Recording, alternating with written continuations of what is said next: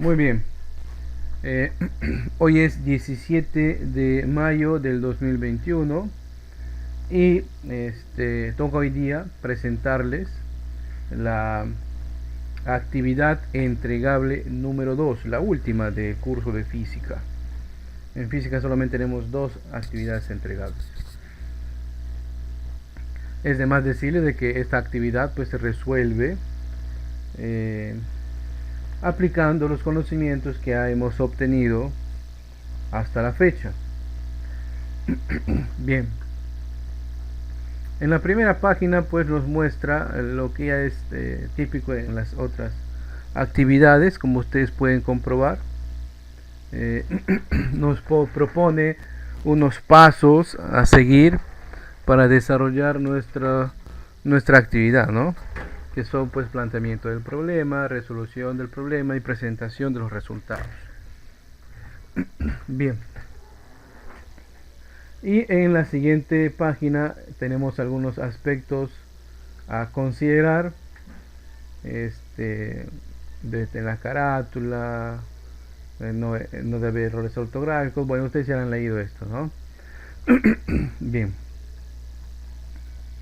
como siempre, en los casos que son tarea, tanto en matemática como en física, nos sumerge pues a una situación, ¿no? Nos pone en una situación que seguramente en algún momento, dependiendo pues de nuestra carrera profesional, van a estar inmersas, ¿no? Van a estar inmersas. Bien, eso lo llaman situación contextualizada. Vamos a darle lectura. ¿Cuál es la situación que contextualiza esta tarea? Nos dice: estimado aprendiz, en este momento usted es parte del equipo de colaboradores de la minera INTI SA. Es una empresa peruana que ha mantenido su firme compromiso en el cuidado del medio ambiente, apoyo social a las poblaciones cercanas y velar por la seguridad de sus colaboradores. De esta manera, poder generar un desarrollo sostenible que impacta de manera positiva al futuro de nuestro país. Perdón. Muy bien. Se le asigna tareas que debe resolver, sustentar sus resultados y obtener las conclusiones de las mismas. Situación 1. Se requiere extraer 900 litros de agua cada 3 minutos de un pozo de 150 metros de profundidad y se le asigna la siguiente tarea. Bien, poniendo un poquito en, eh, en relieve este caso, todos conocemos pues lo que es un pozo, ¿verdad? Acá en la Amazonía generalmente cavamos pues ciertos metros de profundidad y encontramos pues corrientes de aguas subterráneas, las cuales pues son aprovechadas por nosotros para beber esa agua, ¿no? Porque se entiende que ha pasado, no todas, ojo, no todas, se ha pasado por cierto proceso de filtración, ¿no? Bien, ese pozo nos dice, en este caso está a 150 metros de profundidad, es muy profundo, ¿no? Y queremos sacar agua de ahí. ¿Cuánta agua? Pues 900 litros cada 3 minutos, ¿no? 900 litros eh, cada 3 minutos. Muy bien. Vamos a ver qué nos pone en los casos para calcular. 1. Calcular la potencia necesaria que debe tener el motor de la bomba de agua, ¿no? Para los cálculos considere una situación ideal donde no hay pérdida de energía del motor. Exprese la potencia en caballos de vapor, CV, ¿no? Y en caballos de fuerza, HP. En el tema de magnitudes, que es la unidad número 1, sistema internacional. Ahí nosotros tenemos una tabla y tenemos unos cuadros de factores de conversión. Ahí pueden encontrar ustedes el factor de conversión para pasar de HP, ¿ya?, a CV, ¿ya?, de HP a CV, o de caballos de fuerza, ¿no?, de caballos de fuerza a a caballos de vapor. O si no quieres revisar pues tu material de tu manual, puedes también googlear, ¿no?, cómo convertir, o sea, el factor de conversión de caballos de fuerza a caballos de vapor, ¿ya? Caballos de fuerza, caballos de vapor. La fórmula de la potencia lo van a encontrar ustedes en la unidad de trabajo, ¿ya? Ahí está la fórmula de potencia, ¿ok? Potencia, que es trabajo entre el tiempo. ¿Y el trabajo cómo se calcula?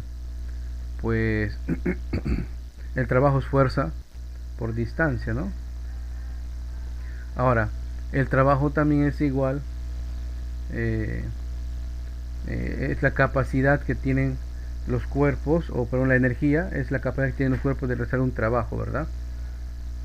La forma del trabajo hemos visto también, permítame,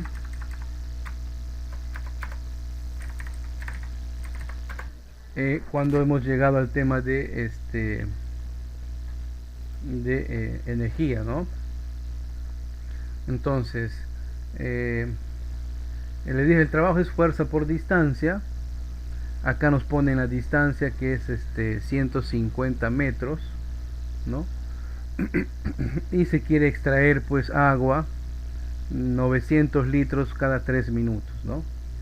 Entonces utilizamos esas fórmulas. Tenemos la litros por minuto, ¿no? Recuerden que litros es una medida de volumen, así como trabajaríamos con metros cúbicos, ¿no? Centímetros cúbicos es volumen. Caso 2.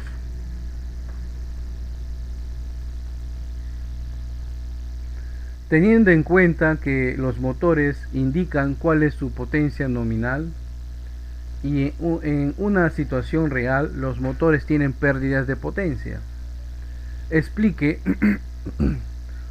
con ejemplos qué significa eficiencia de un motor. Bueno, es un tema netamente teórico.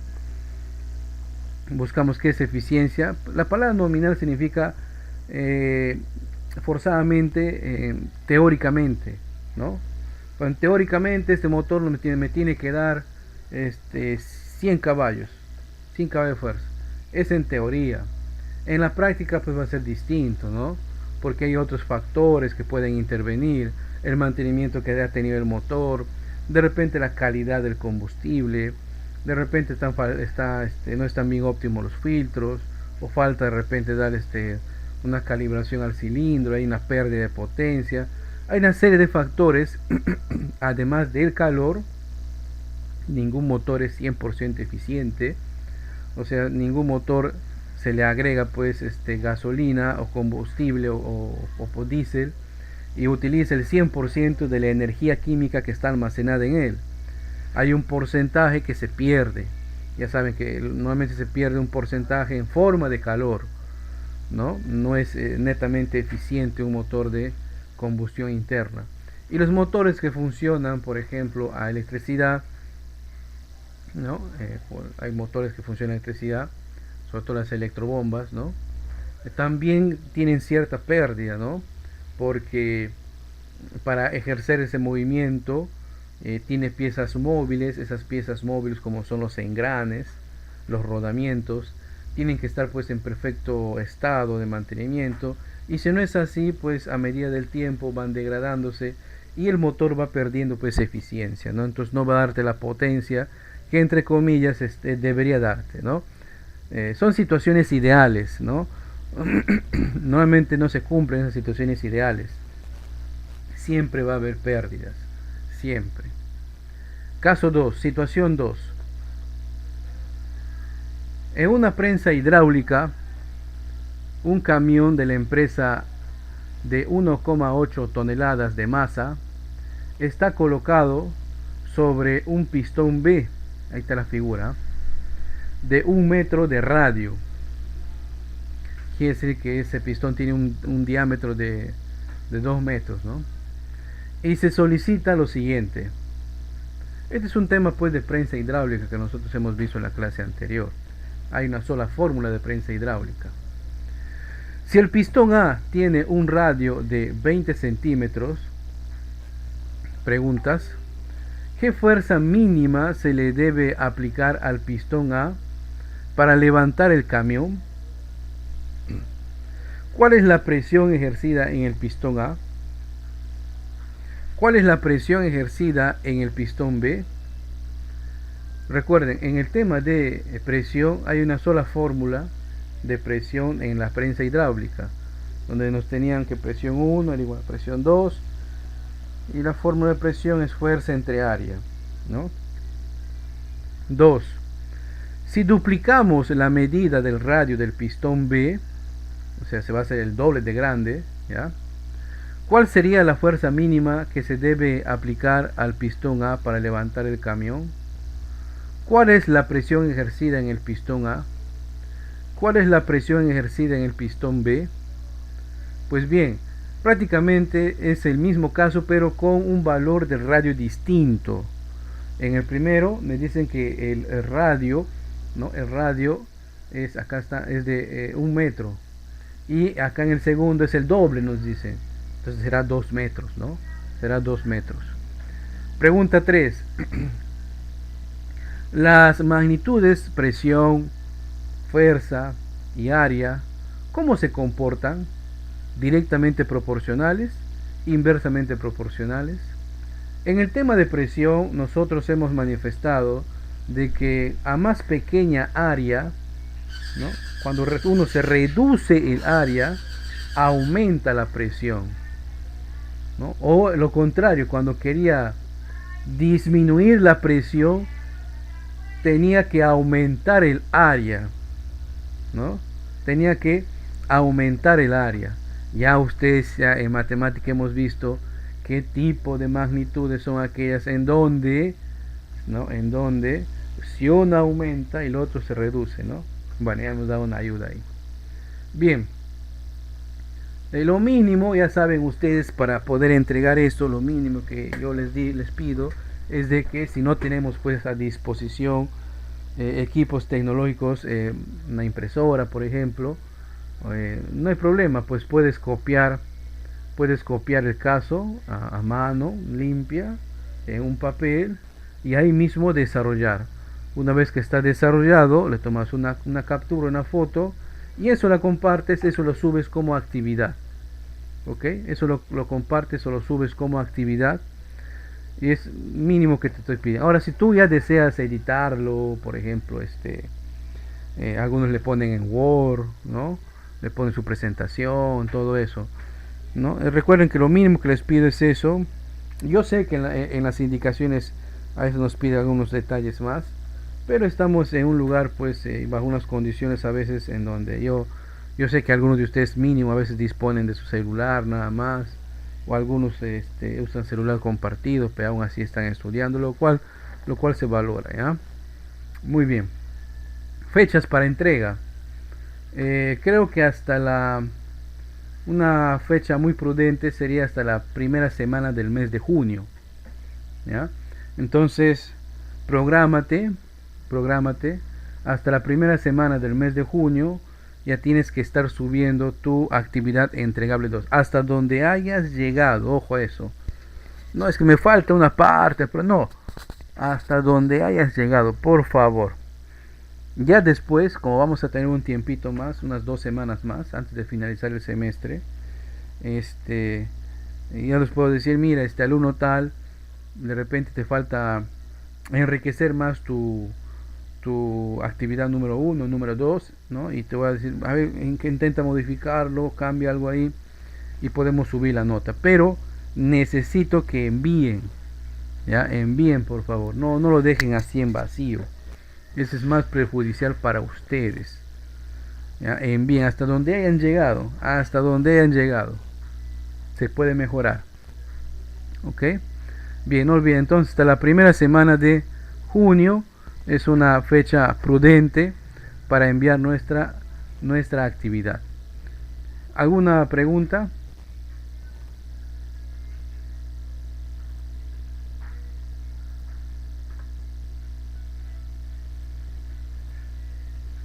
No, nada, profe. Ya, bien, les voy a alcanzar entonces justamente ese material de la actividad entregable 2. Y como es costumbre, les voy a pasar en dos formatos de la misma actividad, pero en dos formatos distintos. Originalmente en el Blackboard está en formato de archivo de Word, pero también yo le he convertido a PDF, ¿ya? Ya que, ya que algunos de ustedes en sus celulares no tienen a veces el aplicativo para trabajar con el Microsoft Office para Android, hay que descargarlo, a veces no tienen la potencia en el celular, pero sí que sí un mínimo, un Smart mínimo, pues puede abrir un archivo PDF. Así que por eso les estoy alcanzando ahí, por eso les estoy alcanzando ahí dos tipos de archivos, ¿ya? El Word y el PDF. Ojo, no son dos tareas, por favor. Son en la misma tarea, pero con distintos formatos. Ahí está, para que lo impriman si tienes impresora, o para que lo copies en caso no tengas impresora. Muy bien. Les voy a pasar también ahorita el material de lo que vamos a trabajar hoy día. El material de la unidad número 9. ¿Ya? El material de la unidad número 9. A ver.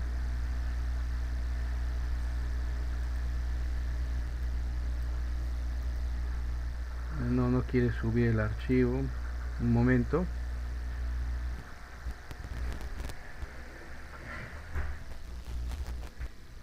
A ver, un momentito.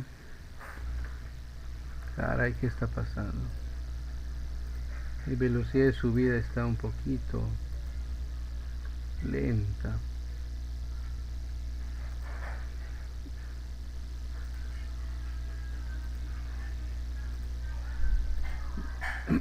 Ya les llegó la tarea, la actividad entregable, los dos formatos.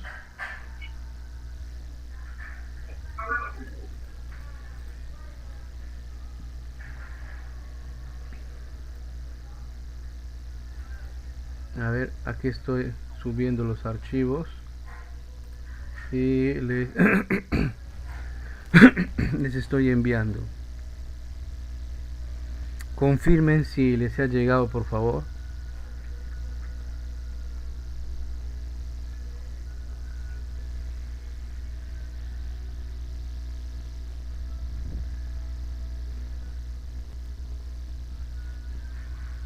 ¿Les llegó?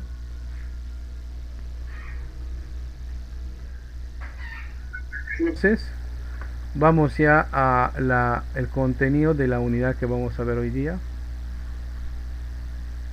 Ahí está.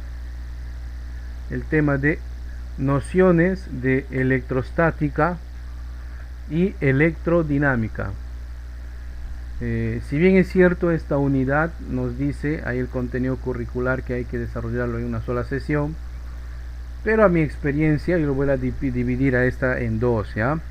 La parte inicial, la parte teórica que necesito explicarles, y la otra parte es donde vamos a utilizar ya fórmulas y todo lo demás. ¿Ok? Bien. Además que hemos invertido un poquito de tiempo en presentarles la actividad entregable. Son como dos unidades en uno, ¿no? O dos temas en uno, que es electrostática y la electrodinámica. Y como su nombre dice, son nociones. No es que vamos a especializarnos o vamos a ver a profundidad ahorita mismo este tema. No es eso, ¿ya? Este, la electrostática es la ciencia, vamos a poner acá, ¿ya? Es la ciencia o la parte de la física, no es ciencia, es una parte de la física que estudia pues las cargas, pero en estado de reposo. ¿Pero qué son cargas? ¿No? ¿Qué cargas?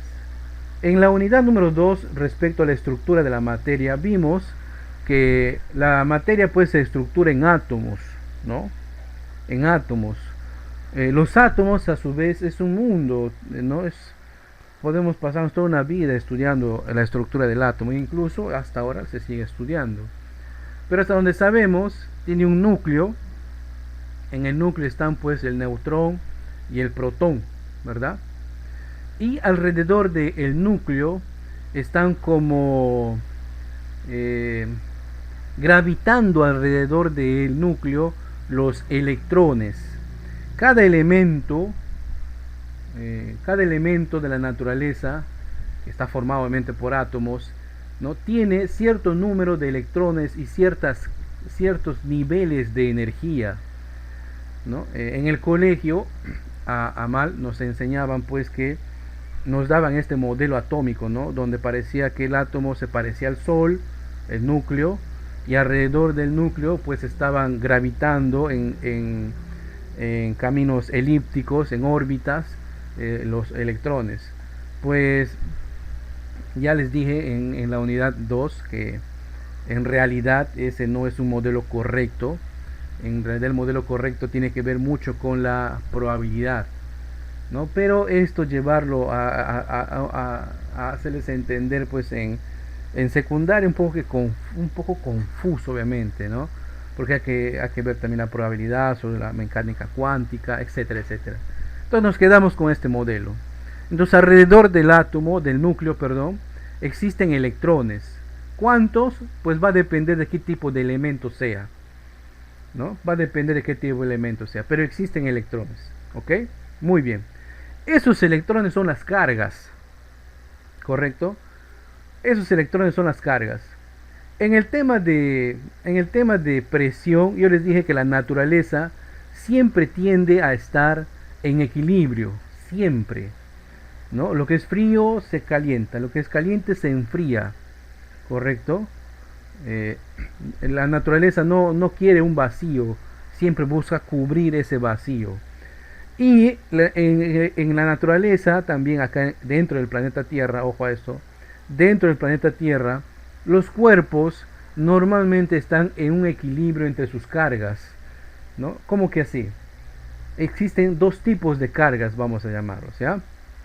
O dos cuerpos cargados, que son las cargas positivas y las cargas negativas.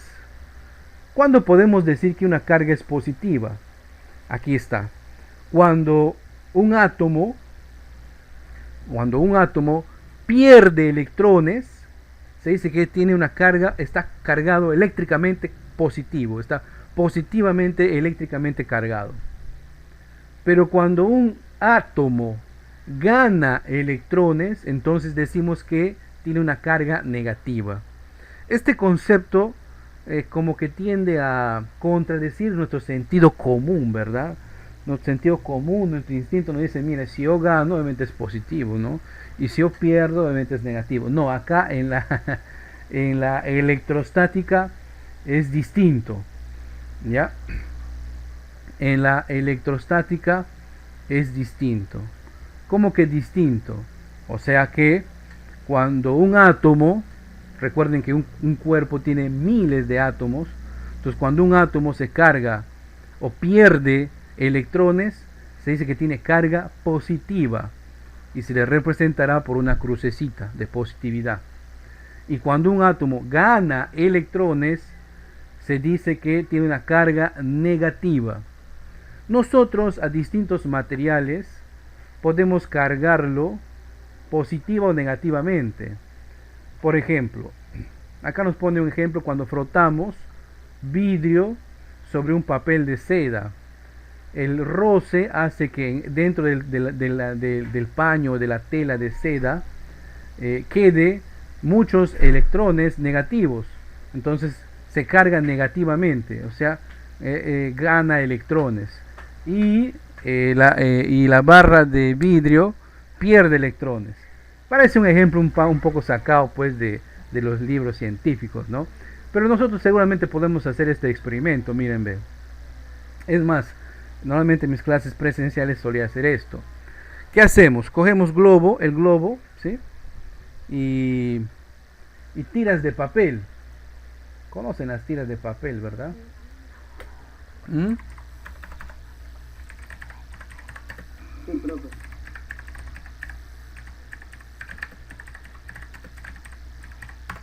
Normalmente pues se utilizan estas tiritas de papel en los cumpleaños. Llaman, no sé cómo le llaman ellos, ¿no? Entonces, cuando ustedes inflan el globo, ¿ya? ¿Qué está pasando? Cuando frotan el globo en sus cabellos, están cargando de más electrones la superficie del globo. ¿Qué significa eso? Más o menos está pasando esto, ¿no? Estamos rozando el globo con nuestro pelo, entonces el globo se carga eléctricamente de cargas negativas. O sea, ¿qué significa? Que está ganando electrones, está ganando electrones. ¿Y qué efecto tiene eso? El efecto que tiene es que cuando nosotros acercamos al globo a una tira de papel, yo siempre escucho que le llaman pica pica, ¿no? No sé cómo se llamará en realidad. Normalmente ponen esto en las fiestas de cumpleaños de los niños. Lo que va a pasar es este fenómeno. Cuando acercan el globo, van a notar este fenómeno, ¿no? Que el globo comienza a atraer las tiras de papel. ¿Por qué pasa eso? Porque el globo no está, o sea, sus cargas del globo ya no están en equilibrio, hemos alterado. Tiene un montón de cargas negativas, ¿correcto? Tiene un montón de cargas negativas, o sea, está cargado negativamente. ¿Por qué? Porque ha ganado electrones. Yo sé que contradice un poquito sentido común, pero grábense esto, ¿ya? ¿Cuándo tiene carga negativa? Cuando ganamos electrones, cuando un átomo gana electrones, ¿ya? Entonces, cuando rozamos, lo que hace esta niña, cuando rozas el globo dentro de sobre tu cabello, lo que vas a hacer es que este globo, gane cargas negativas. Y las tiras de papel están en equilibrio. O sea, acá tengo, a dibujarle, acá tengo una tira de papel. Y la tira de papel está en equilibrio, perdón, déjeme terminar el ejemplo. La tira de papel está en equilibrio, o sea, tiene tanto carga positiva como carga negativa. Entonces, cuando se acerca, como la naturaleza quiere estar en equilibrio, pues le va a quitar cargas positivas al papel. Y la fuerza es tal que el papel se pega en la superficie del globo. ¿Ya? La fuerza es tal que se pega en la superficie del globo. Ahora sí tu pregunta, Alberto. Profe, una silla plástica también puede pasar eso. Sí, puede pasar realmente en todos los materiales, pero no todos los materiales tienen las mismas propiedades electrostáticas. ¿Ya? No todos los materiales tienen las mismas propiedades electrostáticas. Incluso te ha pasado a ti. ¿Cómo, profe? Si tú estás en un ambiente, por ejemplo, en verano, cuando uno maneja moto, y está buen rato ahí a una velocidad constante, el aire rozando sobre nuestro cuerpo, al momento de detenerte, seguramente has visto que los vellos o los pelos de tu piel como que se erizan, toditos se erizan. ¿Qué ha pasado? En ese roce del aire de tu cuerpo ha hecho que tu cuerpo gane electrones, o sea, se cargue negativamente, y cuando se detiene, pues comienza a equilibrarse, y ese equilibrio hace pues que tu pelo como que se erice. Es el mismo fenómeno que ustedes experimentan en los antiguos televisores que tenía el abuelo. Cuando se prende o se apaga, si tú acercas tu brazo, ¿no? Que obviamente tienes pelos en tu brazo, vas a notar como tus pelos de tus brazos como que se erizan, ¿verdad? Al acercarse al acercarse a la pantalla. Lo mismo pasa, por ejemplo, con este material que normalmente utilizamos para forrar los cuadernos, ¿no? Si cuando uno abre ese material, ese plástico, ¿no? Ahora ahí vas a ver, experimentar lo mismo, es corriente estática. O sea, hay electrones ahí. Ese material se ha cargado de electrones. Y la naturaleza quiere estar en equilibrio, entonces deshace del excedente, porque quiere estar en equilibrio, positivo o negativo. Misma cantidad de cargas positivas, misma cantidad de cargas negativas. ¿Ok?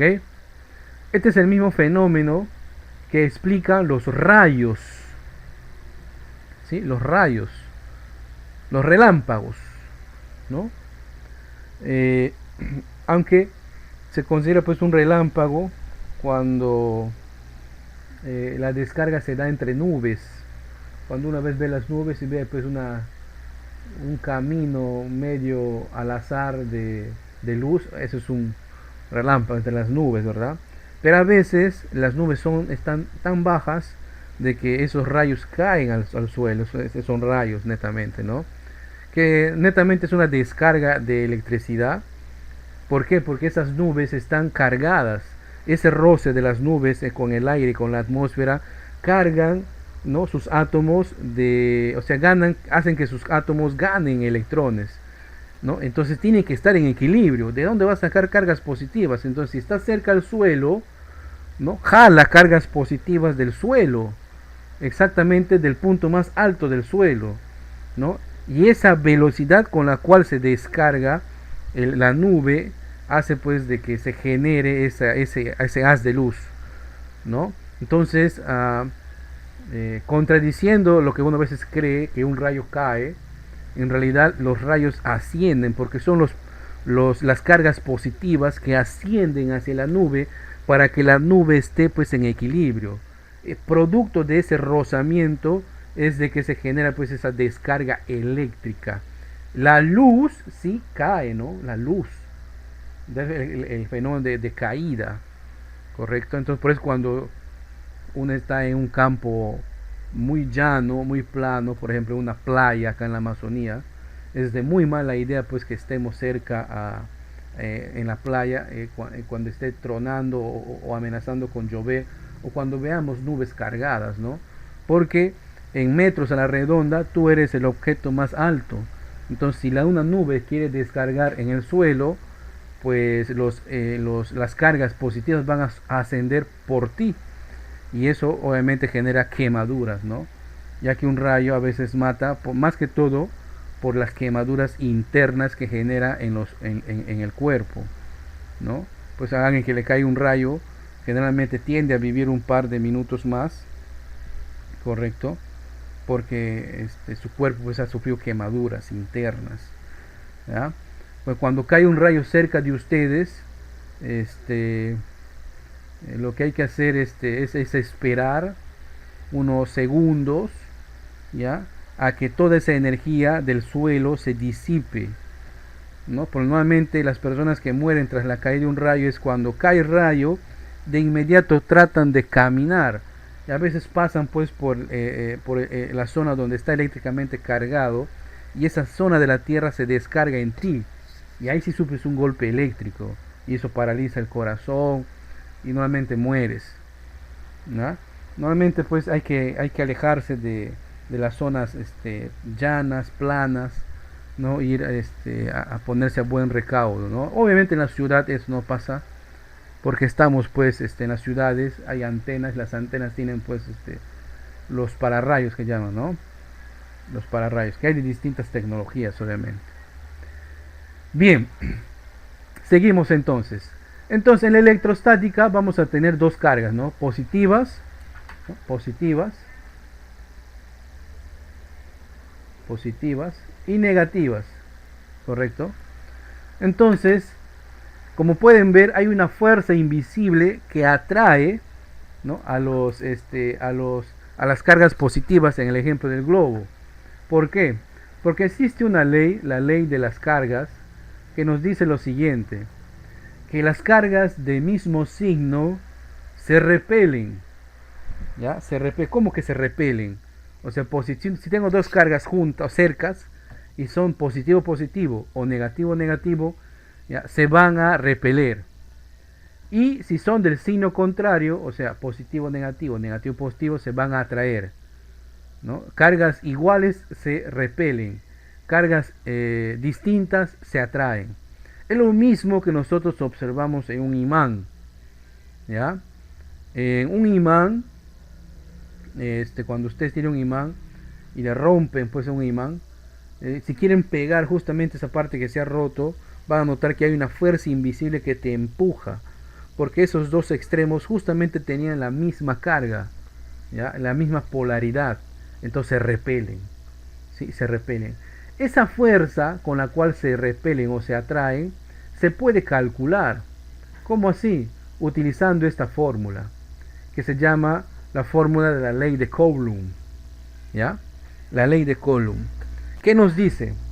Que la fuerza de atracción o de repulsión entre dos cargas está dado por esta fórmula. La fuerza es igual a K, que multiplica a Q1, Q2 entre R al cuadrado. ¿Qué es K? K es la constante eléctrica en el aire o en el vacío.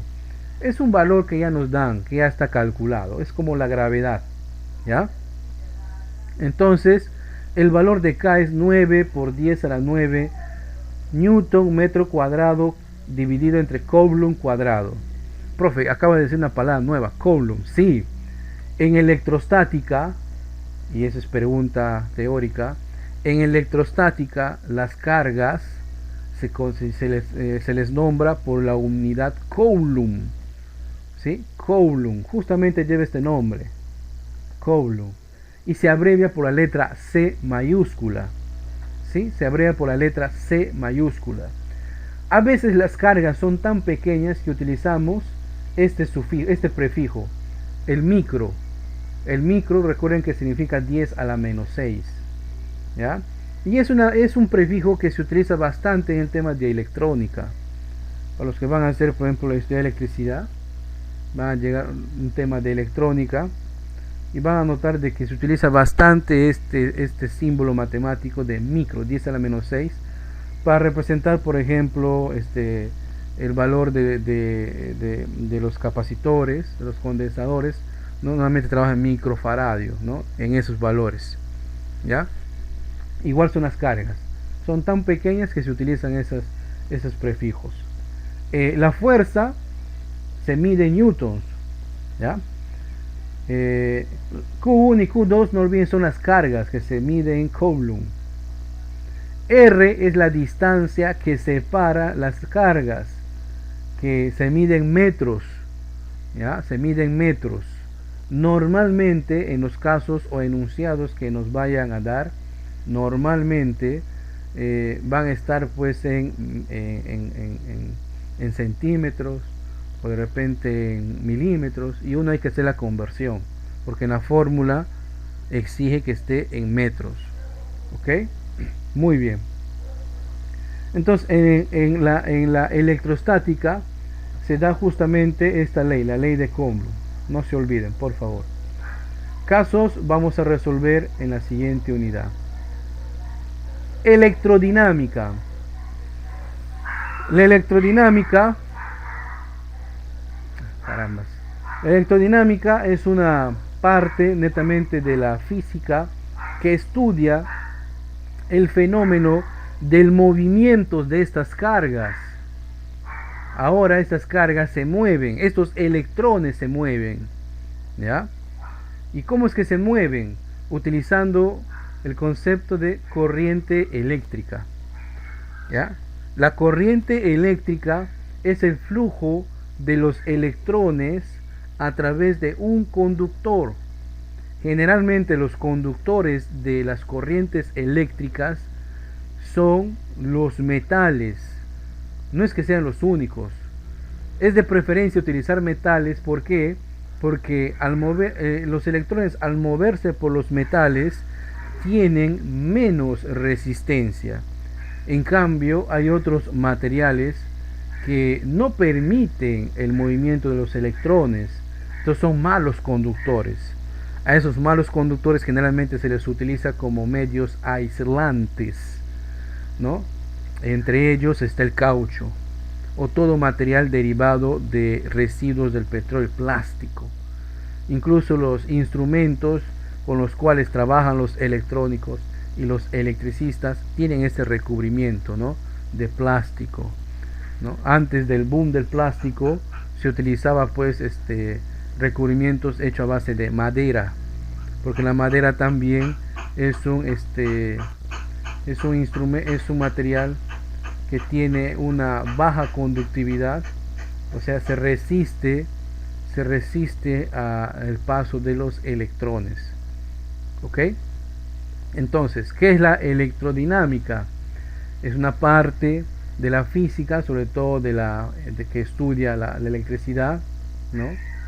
Y que, entre otras cosas, estudia el fenómeno y los procesos que se dan para que las cargas eléctricas generen o se den en movimiento, para que se muevan las cargas eléctricas. Recordemos que las cargas eléctricas pueden ser positivas o pueden ser negativas. Ya sabemos cuándo es positiva, ya sabemos cuándo es negativa. Y acá nace el concepto de corriente eléctrica. Para que exista la corriente eléctrica, necesariamente debe haber un medio conductor. Generalmente los medios conductores son los cables. ¿Por qué son los cables de metales, profe? Porque tienen una baja resistencia y tiene una alta conductividad. O sea, si yo lanzo por un cable, digamos, es un ejemplo hipotético, ¿ya?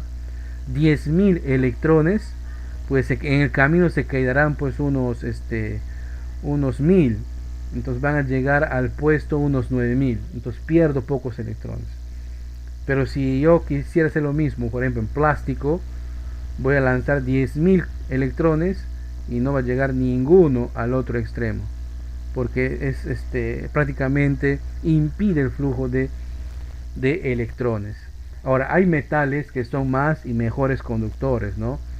Uno de los mejores conductores, por ejemplo, es el platino, el oro, ¿no? Pero generalmente se utiliza el cobre porque es más abundante en la naturaleza, ¿no? Porque si fuera, imagínense pues usted que el cable eléctrico de acá de la casa fuera pues o del tendido del alumbrado público fuera de oro, ¿no? Fuéramos los primeros en subir a cortar para hacer nuestras joyas, ¿no? Claro. Es más, es más, miren, yo recuerdo hace más de 10, 15 años atrás, el precio de los minerales del cobre, por ejemplo, estaba tan elevado, tan alto, ¿no?, que incluso había sectores acá en la zona donde en un buen día se quedaba una parte de la población sin fluido eléctrico. ¿Qué pasó?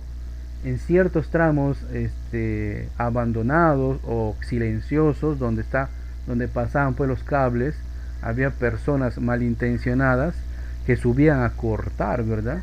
Cortaban esos cables de cobre, los cortaban, los quemaban y los vendían como chatarra, porque el precio del cobre estaba muy alto, incluso los chatarreros pagaban bien por eso. Entonces para esta gente, vamos a decir delincuentes, les resultaba rentable hacer esa operación, ¿verdad? Ahora pues aparte de haber más seguridad, ya los postes pues de alumbrado, sobre todo los que llevan alta tensión, son más altos, ¿no? Incluso es un poquito más dificultoso trabajar con ellos, porque a veces vienen con un recubrimiento de acero. Cuando quieren cortarlo necesitan pues hacer mayor presión. Es más dificultoso, es más riesgoso, por eso ya no se escucha tanto de eso. Y pese a que ahora por ejemplo el precio del cobre está igual por las nubes, o sea, está en sus niveles históricos altos, ¿no? Está en sus niveles históricos altos. Muy bien. Entonces, existen experimentos, debo contarles esto, existen experimentos, ¿ya? En donde, por ejemplo,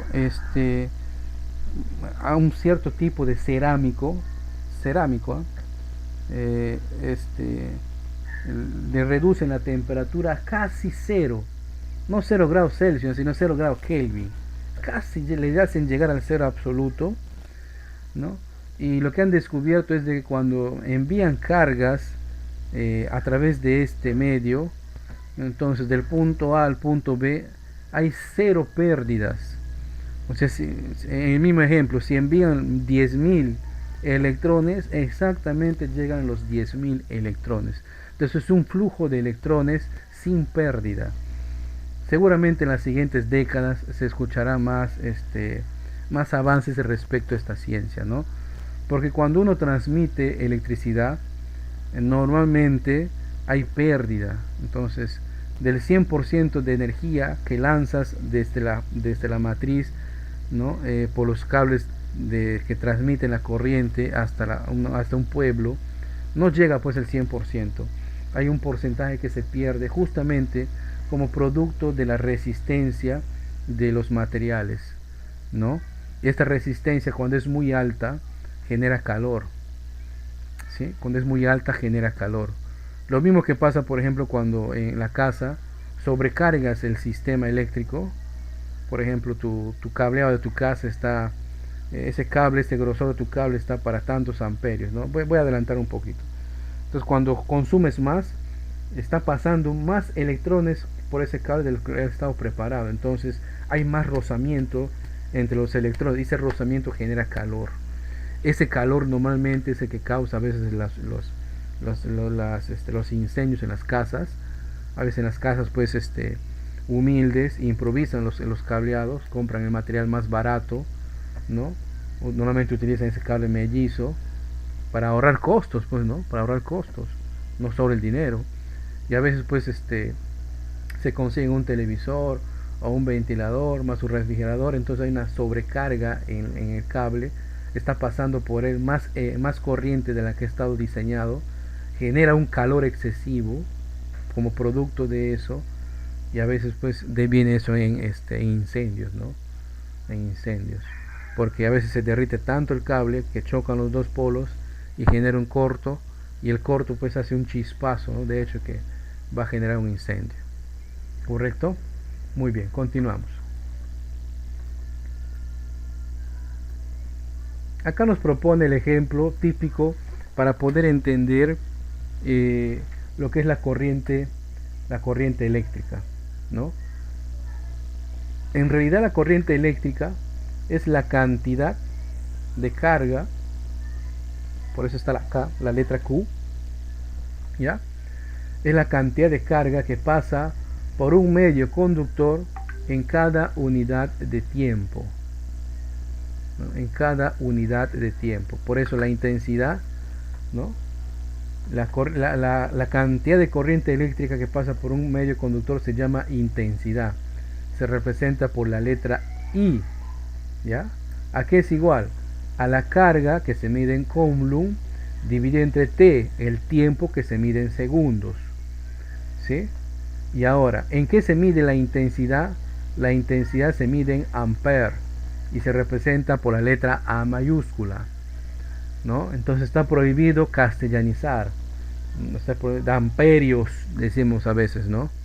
Amperes, ¿ya? Que bueno, en Latinoamérica también pues somos únicos, castellanizamos casi todo, ¿no? Para nuestra comunidad. Incluso he escuchado a algunos ingenieros hablar así, ¿eh? Amperios decían. Bueno, ¿ya? Entonces la intensidad es la carga, la cantidad de electrones que pasan por un medio conductor en cada unidad de tiempo. ¿En qué se mide la intensidad? En ampere, ¿ok? En ampere. Y esto nos lleva a la ley de Ohm. Y para entender la ley de Ohm debemos hacer un ejercicio mental. En algún momento los que tienen moto han llevado al lavadero sus motos, o ustedes mismos han lavado, ¿no? En el lavadero tiene unas mangueras, ¿cierto? Por donde sale el agua. Pregunto, ¿esa agua sale lentamente o sale rápidamente?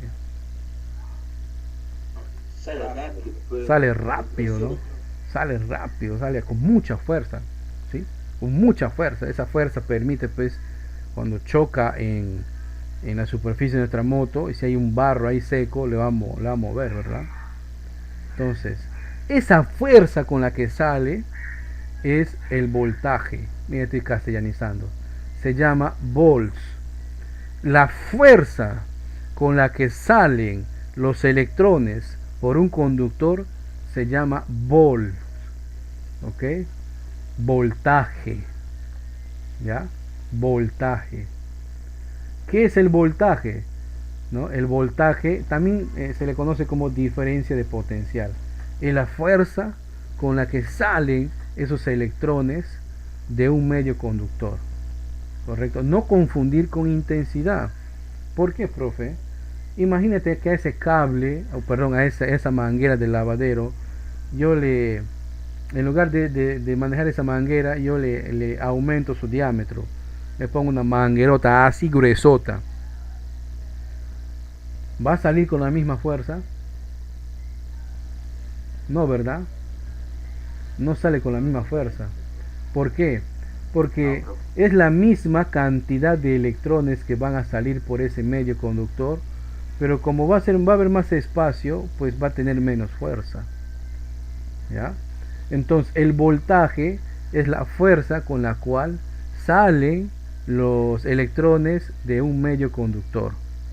La intensidad es la cantidad de electrones, no confundir. La intensidad es la cantidad de electrones que salen de ese conductor. ¿Sí? Cuanto más grueso sea el cable conductor, obviamente va a soportar mayor cantidad de electrones, o sea, mayor intensidad.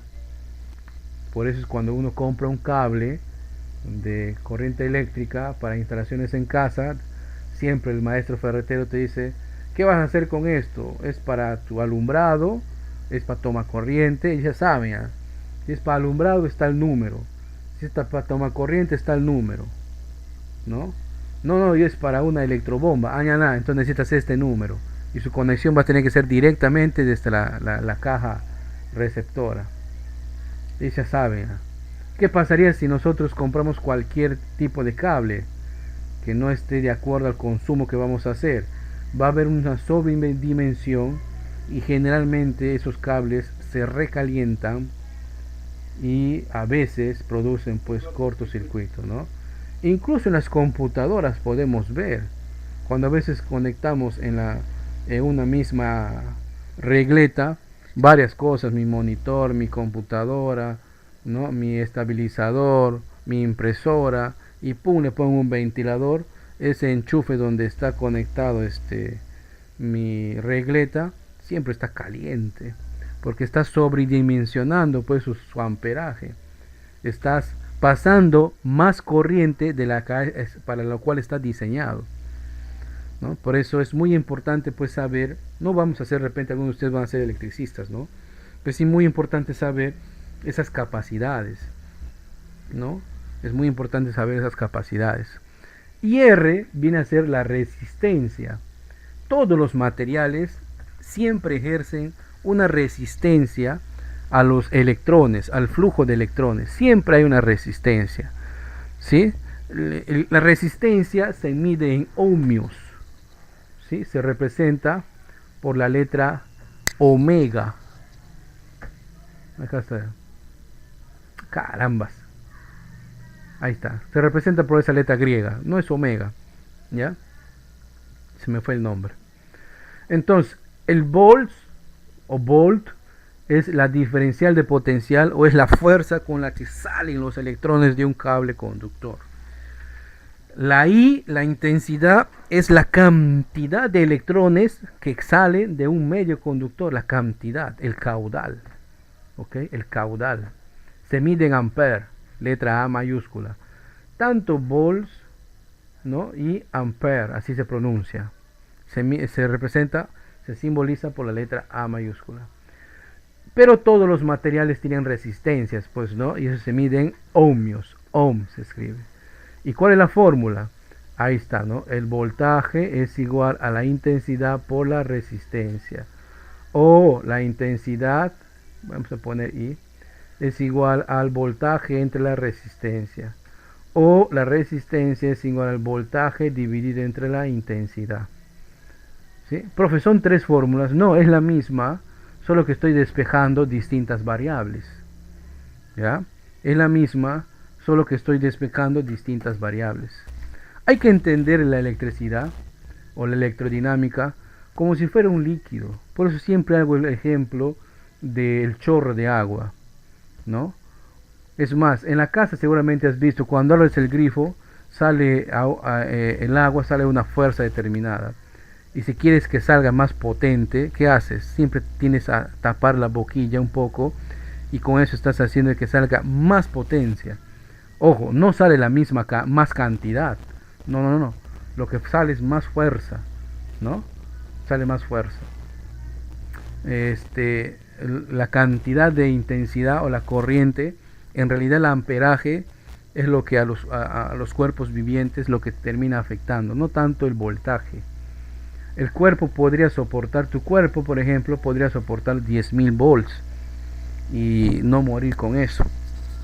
Lo que mata realmente a una persona es el amperaje, ampere, ¿ya? Lo que mata realmente a una persona es el amperaje, ¿ya? Porque miren, hay pistolas de defensa personal de shock eléctrico, ¿no? Que sueltan normalmente 10.000 volts, 15.000 volts, ¿no? Incluso algunas policías en el mundo lo utilizan, ¿no? Armas no letales con el fin pues de parar a un individuo, ¿no? Entonces, ¿qué hace ese voltaje en el cuerpo?